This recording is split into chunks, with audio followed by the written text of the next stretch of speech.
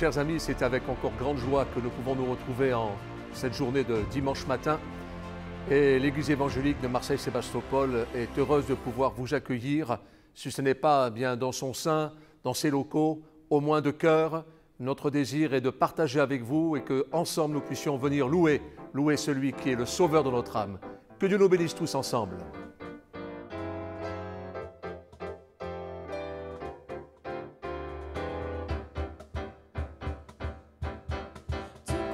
Pour nous, oui, Dieu est avec nous. Il a triomphé, oui, il a triomphé. Nous ne tremblerons pas, nous tiendrons debout. Jésus, tu es là. Il a porté nos fautes, couvert notre honte. Il a triomphé, oui, il a triomphé. Nous ne tremblerons pas, nous tiendrons debout. Jésus, tu es là. Je vivrai, oui, je vivrai, car la puissance du ressuscité demeure en moi et je suis libre au nom de Jésus.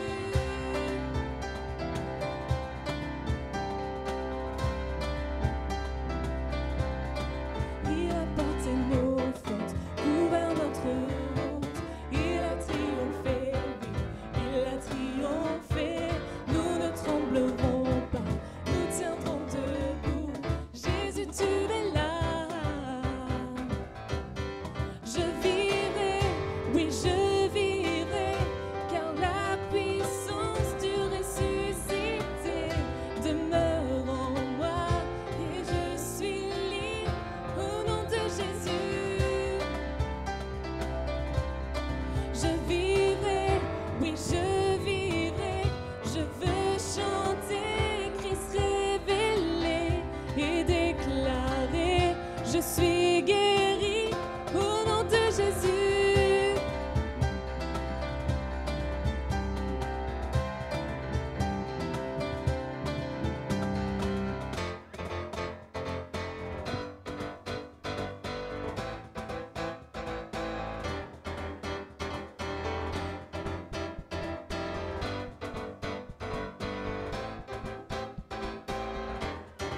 Oui, de combat pour nous, il repousse les ténèbres, illumine le royaume que rien ne peut détruire. Dans le nom de Jésus, l'ennemi est vaincu et nous le proclamons, proclamons. Oui, de combat pour nous, il repousse les ténèbres, illumine le royaume que rien ne peut détruire. Dans le nom de Jésus, l'ennemi est vaincu et nous le proclamons, proclamons. Je vivrai, oui, je vivrai, car la puissance du ressuscité demeure en moi et je suis libre au nom de Jésus. Je vivrai, oui, je vivrai, je veux chanter Christ révélé et déclarer, je suis guéri au nom de Jésus. Je vivrai, oui, je vivrai, je veux chanter Christ révélé et déclarer, je suis guéri au nom de Jésus.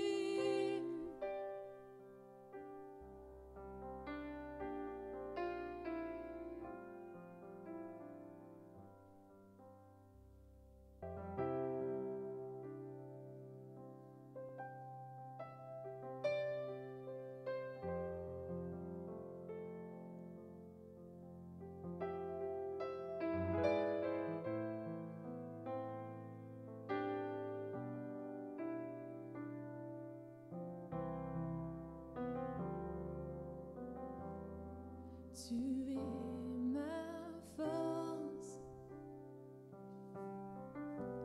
incomparable,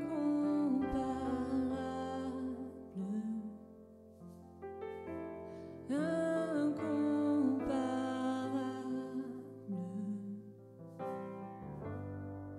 Tu viens à moi. Tu es l'espoir incomparable.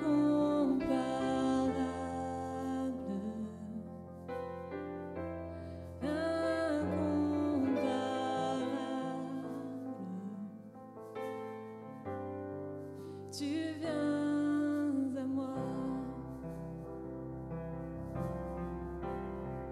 dans l'abondance de ta grâce, par la puissance de ton nom, tu me relèves,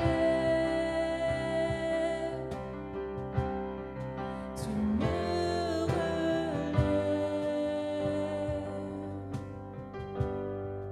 Amour divin,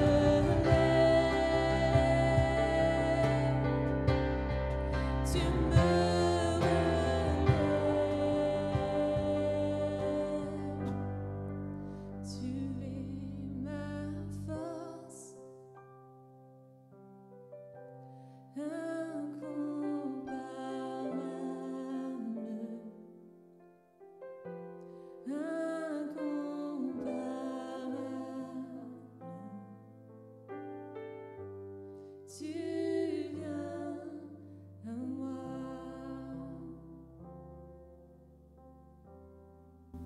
Nous voici donc réunis autour de la parole de Dieu et sans tarder, j'aimerais l'ouvrir avec vous dans l'Évangile selon Luc au chapitre 22 et au verset 26 et nous retrouvons Jésus avec ses disciples. Il s'entretient sur un sujet apparemment anodin et pourtant aussi profond que son amour. Voici ce qu'il nous dit. Jésus leur dit: les rois des nations les maîtrisent et ceux qui les dominent sont appelés bienfaiteurs. Qu'il n'en soit pas de même pour vous, mais que le plus grand parmi vous soit comme le plus petit et celui qui gouverne comme celui qui sert. Il y a un mot que nous retrouvons dans ce texte qui certainement a tout son poids, le verbe maîtriser. Maîtriser. Je crois qu'aujourd'hui, dans les temps dans lesquels nous sommes, eh bien, c'est un mot qui prend toute sa valeur. On a besoin de maîtriser notre temps, maîtriser les aléas de la vie, se maîtriser soi-même, quelque part gérer au mieux notre existence, notre environnement, nos choix, nos décisions de jeunesse et parfois même nos erreurs, rattraper le temps perdu quand cela est possible, quelque part connaître notre sujet. On pourrait même employer le mot manager au mieux. Et ceci demande des compétences, du savoir-faire, de l'expérience, des acquis, de la formation. Et nous avons besoin au mieux de diriger et parfois même au sens unilatéral de commander. Dans ce même texte, il est fait mention de bienfaiteurs et ces bienfaiteurs qui nous dirigent pourraient être appelés nos serviteurs, ceux qui servent. Ils servent notre pays, ils servent notre entreprise, ils servent notre famille, c'est peut-être tout simplement nos parents qui nous ont éduqués. Ils servent, et par là même, ce mot nous amène à une autre expression, ils sont quelque part les ministères de notre existence. Ce mot ministère vient, dans son sens étymologique, du mot minus, à l'inverse du mot magestère, majestueux, grand, puissant. Mais au bout du compte, nous nous apercevons que bien souvent, l'être humain que nous sommes, hommes et femmes, dès qu'une responsabilité nous incombe, ce sont nos intérêts, c'est la recherche du profit, c'est le désir d'être ou de paraître, c'est d'être au-dessus des autres. Et au bout du compte, dans ce texte, quand il est fait mention, les rois des nations les maîtrisent et ceux qui les dominent sont appelés bienfaiteurs, il y a quelque part même une parole ironique derrière. Qu'il n'en soit pas de même pour vous. Voilà donc la remarque de notre Sauveur et Seigneur Jésus. Ne faites pas comme le monde, ne faites pas comme la nature humaine. Ne soyez pas, de par votre vie chrétienne, comme ce que le monde connaît. Ne soyons pas simplement des fers de lance, ou des coachs, ou des rassembleurs, ou quelque part, dans un désir de gouvernance, rationaliser quelque part, chercher le meilleur et d'être au-dessus. Et tant pis pour les moyens, la fin justifie les moyens. Alors la question est posée, et c'est la question de ce message, mais quel est donc notre état d'esprit? Quelles sont nos entrailles? Quel est notre cœur? Dans ce même chapitre 22, au verset 27, le verset qui suit, il est écrit ceci, « Car quel est le plus grand? Celui qui est à table ou celui qui sert? N'est-ce pas celui qui est à table? Et moi, cependant, je suis au milieu de vous comme celui qui sert. » Et Jésus n'est pas venu pour être servi, mais pour servir et se donner en rançon. Pour beaucoup, nous dira Marc chapitre 10, verset 45. Il a usé de patience. Il use de patience, de fermeté pour la vérité et d'amour pour le pécheur que nous sommes. Il a pleuré devant Jérusalem et pourtant, plein de confiance devant le tombeau de Lazare, il dira « Je te loue, Père, de ce que tu m'exauces toujours ». Il est passé par tous les états et pour autant, son état d'esprit, c'était de servir celui qu'il a envoyé, Dieu notre Père, son Père, notre Dieu, notre Sauveur. Il est venu pour servir, lui, le Seigneur. Il est venu pour nous arracher aux griffes de l'adversaire, faire de nous une nouvelle personne, une nouvelle création. Nous pouvons lire dans Matthieu chapitre 23, versets 11 et 12, « Le plus grand parmi vous sera votre serviteur. Quiconque s'élèvera sera abaissé, et quiconque s'abaissera sera élevé. » Ce sont encore les paroles de notre Sauveur et Seigneur Jésus. Il pouvait dire de telles phrases, car lui-même en est l'exemple parfait. Alors dis-moi, cher ami, dis-moi où se trouve ton trésor, ton intérêt, ta motivation. Quel est, quelque part, le but caché, secret de ton cœur? Alors prenons exemple encore dans la parole de Dieu et encore dans un autre évangile, l'évangile selon Jean, chapitre 16, au verset 13. Il nous est fait mention de celui qui connaît le cœur de Dieu, l'Esprit de Dieu. Quand le Consolateur sera venu, l'Esprit de vérité, il vous conduira dans toute la vérité. Car il ne marchera pas de lui-même, mais il dira tout ce qu'il aura entendu. Et il vous annoncera les choses à venir. L'Esprit de Dieu, cet Esprit qui a ressuscité Christ, celui qui connaît le cœur de Dieu, le cœur même de Dieu, ne parle pas de lui-même. Il ne cherche pas à passer outre l'autorité de Dieu le Père. Il est là pour nous révéler notre Sauveur et Seigneur. Il dira tout ce qu'il a entendu. Il est au cœur même de la volonté de Dieu. Alors de mon côté, et j'aimerais t'inviter à en faire de même, je voudrais dire, oui, je veux être à l'écoute de mon Seigneur. Je veux laisser le Saint-Esprit me vaincre et m'emmener avec lui. En fait, je veux laisser le Saint-Esprit me convaincre, m'emmener avec lui, être vaincu et être vainqueur par lui. Dans ce même chapitre 16, le verset qui suit, verset 14, « Il me glorifiera parce qu'il prendra de ce qui est à moi et vous l'annoncera. » Tu veux, je veux, nous voulons voir la gloire de Dieu. Je veux glorifier mon Seigneur. Alors je prends, je m'approprie ces principes divins et non ceux de ce monde. Ces principes de ce monde sont façonnés par l'orgueil, la vanité des choses, le désir de paraître, alors que le Saint-Esprit ne parle pas de lui, mais il est à l'écoute du plan et de la volonté du cœur de Dieu. Il nous révèle Jésus. Il se met à notre service et au service de Dieu. Le Saint-Esprit, qui a toute autorité et qui a ressuscité Christ d'entre les morts, vient remplir notre vie pour que nous-mêmes nous puissions dire « ce n'est plus moi qui vis, mais c'est celui qui m'a envoyé, c'est Christ, celui qui m'a envoyé, qui vit en moi ». Si je reviens au texte initial de Luc chapitre 22, mais le verset suivant, le verset 28, nous lisons ceci « Vous, vous êtes ceux qui avez persévéré avec moi dans mes épreuves. » D'un côté, je veux être, oui, de ceux qui gouvernent, mais avec un état d'esprit de serviteur. Je veux gouverner ma vie, je veux diriger ma vie, prendre les dispositions afin que ma vie soit dans le plan de Dieu.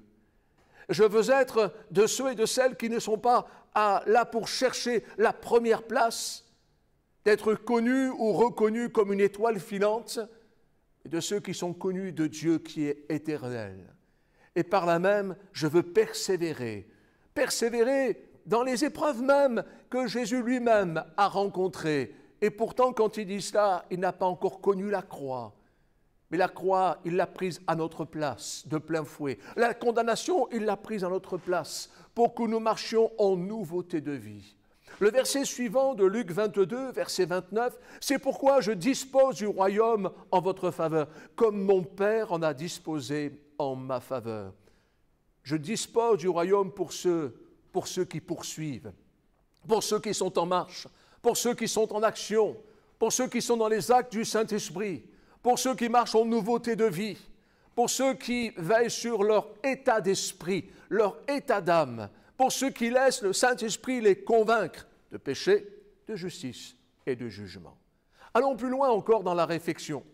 1 Corinthiens, chapitre 12, versets 12 à 14. « Car comme le corps est un et a plusieurs membres, et comme tous les membres du corps, malgré leur nombre, ne forment qu'un seul corps, ainsi en est-il de Christ.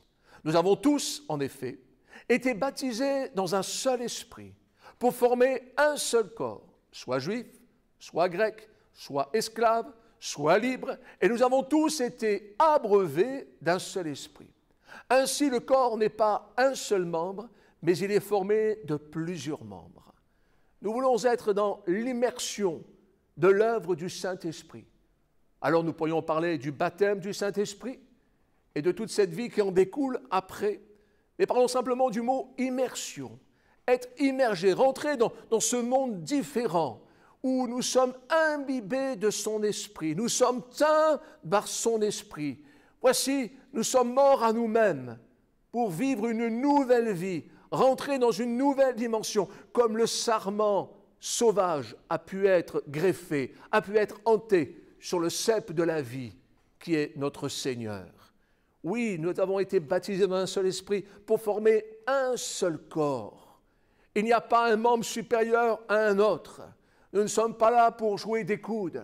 Nous ne sommes pas là pour paraître et être. Et au sein du peuple de Dieu ou dans l'Église ou même dans le monde dans lequel nous sommes, nous ne sommes pas dans la course folle de ce monde, mais nous sommes de ceux et de celles qui se réfugient en Jésus-Christ et qui savent que ce dont j'ai besoin, c'est d'être connu par lui. Et si je ne suis pas reconnu par les hommes, mais d'être connu par lui. Toujours dans 1 Corinthiens, chapitre 12, du verset 22, et ainsi de suite. Mais bien plutôt, les membres du corps qui paraissent être les plus faibles sont nécessaires. Et ceux que nous estimons être les moins honorables du corps, nous les entourons d'un plus grand honneur. Ainsi, nos membres les moins honnêtes reçoivent le plus d'honneur, tandis que ceux qui sont honnêtes n'en ont pas besoin. Dieu a disposé le corps de manière à donner plus d'honneur à ceux qui en manquaient, afin qu'il n'y ait pas de division dans le corps, mais que les membres aient également soin les uns des autres. C'est ce qui anime le cœur du peuple de Dieu, c'est que nous étions tous des étrangers les uns envers les autres, peut-être même nous étions des adversaires, voire même des ennemis, et aujourd'hui nous sommes des frères et sœurs. Ce n'est pas un langage religieux, c'est une réalité spirituelle. Nous veillons les uns sur les autres, non pas avec le bâton, la règle, le courroux ou la loi religieuse, mais avec l'amour, le désir que personne ne se perde. Nous veillons sur les faibles, non pas parce que nous sommes plus forts qu'eux, mais parce que nous avons cet esprit de service, parce que nous voulons eh bien, que personne ne se perde et que tous parviennent à la repentance et par là même à la vie éternelle. Si nous lisons 2 Corinthiens 5, 17, ce verset si fameux prend toute sa valeur à travers cette méditation. Si quelqu'un est en Christ, il est une nouvelle créature, les choses anciennes sont passées, voici toutes choses sont devenues nouvelles. C'est une parole extraordinaire, parole miraculeuse, mais c'est aussi une parole révélatrice de notre état de cœur. Celui qui est en Christ est une nouvelle création. Les choses anciennes sont passées, elles sont passées, elles ne peuvent subsister. Nous ne pourrons pas en ressentir même quelques relents. Fais de moi une nouvelle création, avec un nouvel environnement, de nouvelles valeurs, avec une échelle graduée de ta part, dans ce désir de servir mon Dieu, non pas comme le monde l'entend, mais dans ce désir d'être, par mon ministère, par mon service, à la disposition du peuple de Dieu. 2 Corinthiens, chapitre 5, versets 19 à 20, « Car Dieu qui était en Christ, réconciliant le monde avec lui-même, en n'imputant point aux hommes leurs offenses, il a mis en nous la parole de la réconciliation. Nous faisons donc les fonctions d'ambassadeurs pour Christ, comme si Dieu exhortait par nous. Nous vous en supplions, au nom de Christ, soyez réconciliés avec Dieu. » Et cette expression « nous vous en supplions », c'est le don de notre vie. Nous vous en supplions, ce n'est pas une formulation, un appel qui est fort gratuit, mais c'est la supplie qui sort de notre cœur. Ô chers amis, chers bien-aimés, peuple de Dieu, nous vous en supplions et nous nous mettons à votre service pour que vous puissiez bien parvenir à changer de vie en Christ, par Christ et pour lui. Voici 2 Corinthiens 6, versets 1 à 10, nous pouvons lire ceci, nous allons prendre le temps de lire tranquillement, puisque nous travaillons avec Dieu. Nous vous exhortons à ne pas recevoir la grâce de Dieu en vain. Car il dit, au temps convenable, et c'est le cas aujourd'hui, je t'ai exaucé. Au jour du salut, je t'ai secouru. Voici maintenant le temps favorable. Voici maintenant le jour du salut. J'oserais dire, avant d'aller plus loin, le Seigneur est à la porte de ton cœur. Là, il frappe, il veut entrer. Il veut souper avec toi et toi avec lui. Mais il est aussi à la porte du monde. Il revient. Et nous voulons être prêts car à tout instant, à tout moment, en un clin d'œil, il vient chercher ceux et celles qui sont prêts et qui marchent en nouveauté de vie. Si je reprends le texte en suivant, nous ne donnons aucun sujet de scandale en quoi que ce soit, afin que le ministère, afin que le service ne soit pas un objet de blâme. Mais nous nous rendons à tous égards recommandables comme serviteurs de Dieu. Et nous sommes servantes et serviteurs de Dieu. Et si tu dis aimer Dieu, si tu dis que tu es né de nouveau, tu ne peux pas vivre en dehors de la vie de l'Église. Tu ne peux pas vivre derrière juste ton simple écran, mais tu as besoin de trouver tes frères et sœurs, de partager avec eux, de t'intéresser à leurs besoins, de prier pour eux comme ils le font pour toi, de supporter les faibles, d'encourager nos malades, ceux qui sont éprouvés, de prier et d'intercéder pour ceux et celles qui sont assis sur le bord de la fenêtre, prêts à tomber du mauvais côté. Priez pour les foyers, pour les familles. Priez pour nos jeunes gens, pour nos adolescents, pour nos enfants qui courent entre nos jambes, mais dont le diable est bien n'a qu'un désir, c'est leur mort spirituelle, voire leur mort tout court. Priez les uns pour les autres, car notre combat est un combat spirituel. Revenons à ce texte.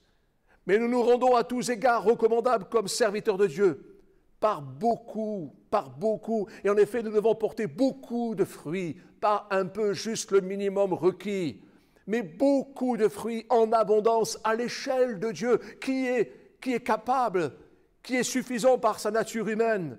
Loin s'en faut, nous étions dans l'échelle du monde, à jouer des coudes auparavant, à parfois même nous autodétruire, et voici qu'aujourd'hui nous servons notre Seigneur.